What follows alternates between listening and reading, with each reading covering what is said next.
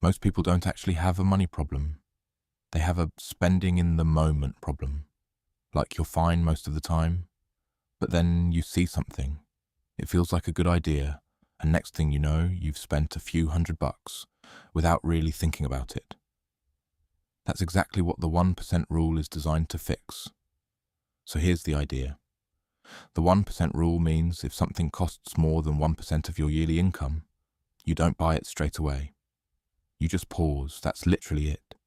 So if you make $50,000 a year, 1% is $500.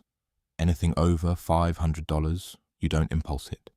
New phone, weekend trip, expensive clothes. You wait a bit before deciding. If you make $80,000, then your number is $800. Same rule, just scaled to you. And I know that sounds almost too simple, but that's why it works. Because most bad purchases aren't well thought out. They're emotional. You're bored, you're stressed, you want a reward, or something just looks good in the moment. The 1% rule basically puts a speed bump in front of that decision. And here's the thing. When you give it even a day or two, your mindset completely changes. Something that felt like a must-buy suddenly becomes, yeah, I don't really need that. It happens way more than you'd think. When I use this rule, I usually ask myself a couple of quick questions. First, would I still want this next week? Because half the time the answer is no. Second, how long did I have to work to pay for this? Because saying this costs $600 feels different to this cost me like 2 to 3 days of my life. And third, what am I giving up by buying this? Because that money could be going somewhere better. Another big thing this rule helps with is stacking purchases. It's rarely one big purchase that messes people up. It's a bunch of medium ones close together.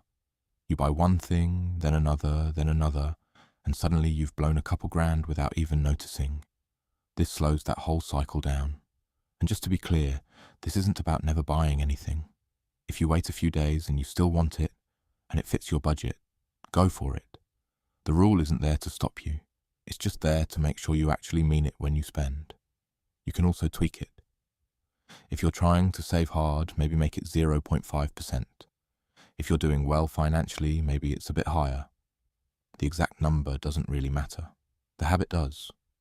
Once you start doing this, you'll notice you don't feel restricted at all. You're not cutting everything out. You're just avoiding the dumb purchases you would have regretted anyway. And over time, that saves you a lot more than you'd expect. At the end of the day, building wealth isn't just about making more money. It's about keeping more of what you already earn. And something as simple as pausing before bigger purchases can make a massive difference.